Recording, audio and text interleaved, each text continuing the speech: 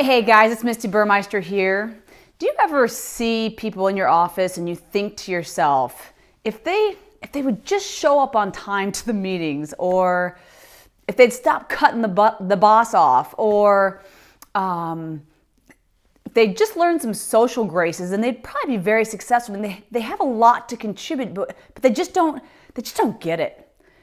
I imagine that you experience at least as many people, if not more than I do every day, who if they just had that little touch of wisdom, could make all the difference in the world for them. But in our minds, we think, man, it's going to take way too much time. I don't want to deal with all the emotional drama or trauma to give them the feedback they need to grow.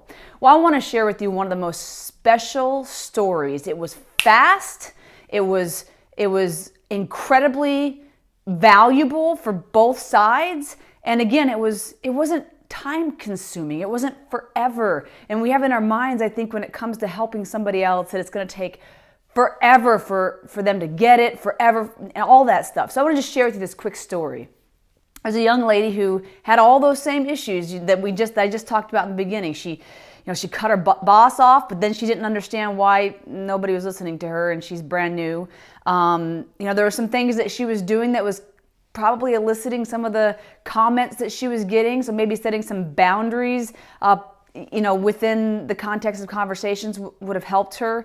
She's smart. She has so much to offer, and she's treasured within the organization. They went out and recruited her specifically to work for the company. And now here they are 6 months later, and they're about ready to lose her. She's going to just leave. She's struggling too much to feel a sense of belonging. But as an outsider, Sarah, one of the executives in charge, was asked to kind of help her out a little bit. And so she did. She brought her into her after taking a few minutes to have a personal conversation. Turns out they both love cats. And so they took a few minutes and just connected over cats. And then, Sarah looked at this young lady and said, "How are you doing?" And the flood of tears that just started. It was maybe 30 minutes of tears. And then once those tears were gone, they got to the heart of the issue. It was a 90-minute conversation the first time.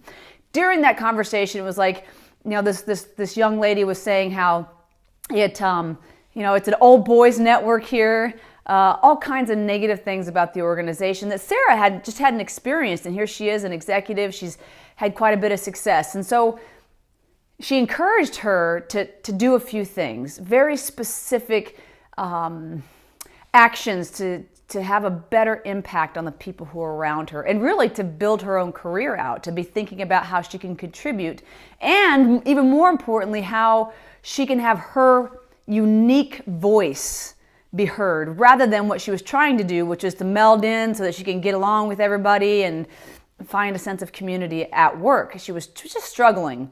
It was really interesting. Sarah called me maybe on the third or the fourth time they met, and the first time was 90 minutes, and then the second, the third, and the fourth were just a quick 15-minute conversation. Sarah said to me, she goes, when she first came to me, she said that she did not feel comfortable having a conversation with her boss.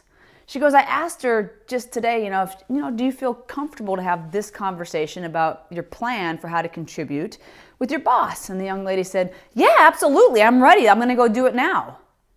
And Sarah looked at me and she goes, do I believe what she first came to me with? Is she lying to me now, or is she lying to me then? And I looked at her, I go, neither. She's standing on the shoulder of a giant, you. She's standing on your experience and trusting and believing that what you're saying is right. And that is how simple and powerful mentoring relationships come about. I can't wait to watch this young lady start to mentor Sarah, because it goes back and forth where they can learn and grow from one another. It doesn't take this enormous amount of effort to help people to grow, or to help them to understand how to have a better contribution in your organization. What it takes is a willingness to ask the question, who needs just a little bit of feedback that can help them have an even better experience in the office? And then it's, how do I build a personal connection first? And then it's, how do I help them to see how they could get a better result? So with that in mind, I just want to say, here's to your greatness. Now go out there and give some people beautiful shoulders to stand on.